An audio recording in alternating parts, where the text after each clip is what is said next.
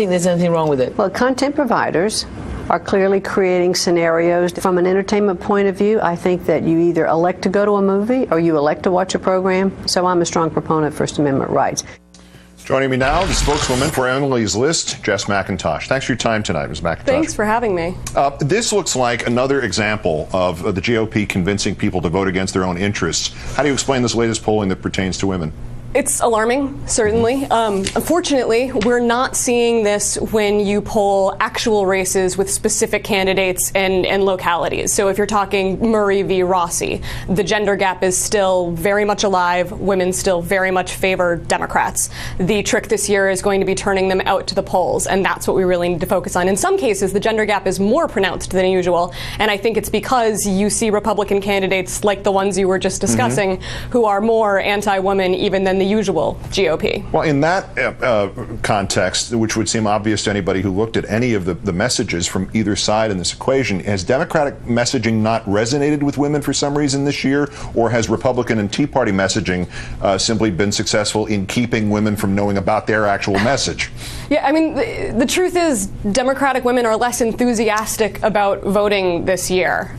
So the good news is what we've learned at Emily's List through our research is it doesn't actually take that much to motivate them. They need to know that their vote has implications and that they have the chance to defeat a candidate who has a radical, extreme, anti-woman or anti-family agenda. I think the news today, for the most part, isn't really speaking to Democratic women. They're not angry. They're not Tea Partiers. They like guaranteed maternity care. They like that their kids can't get thrown off the rolls if they have asthma. They don't want to see these things rolled back. So there's a lot of noise out there, and I don't think that the information is necessarily reaching them. Our research told us that they need to hear it from a source they trust, and that's why women making phone calls to other women over the next 4 days is so important.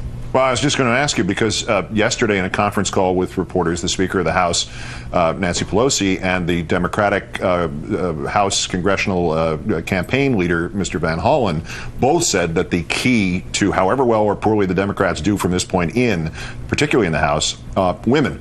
Is it too late for the Democrats to influence them, or is it has to be in the grassroots way that you just suggested? I mean, first off, they're entirely correct. And second, no.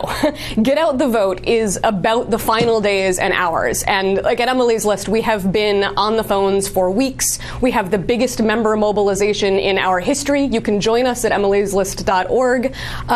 These women need to hear from sources that they trust that their vote matters. And nothing is more powerful than women talking to women. Jess McIntosh of Emily's List, many thanks, and there are your instructions. Get on the phone. Thank you kindly. Thank you. Let's update you on the story with which we began the news.